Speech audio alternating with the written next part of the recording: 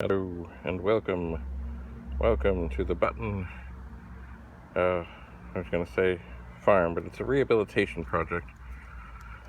Some of these buttons are badly yellowed, and actually I've only had one of them out in the sun so far. That would be this one, and it is indeed showing signs of being resolved.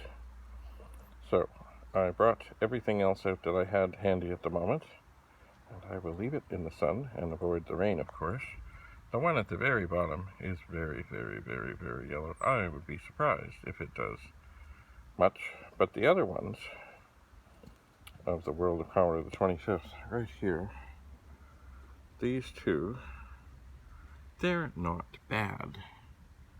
But that's kind of how the one in the top corner was. Not bad, but certainly the sun has done wonderful things. No chemicals, no cleaning, no anything, just the sun. So I'm going to leave these out. I have things to do.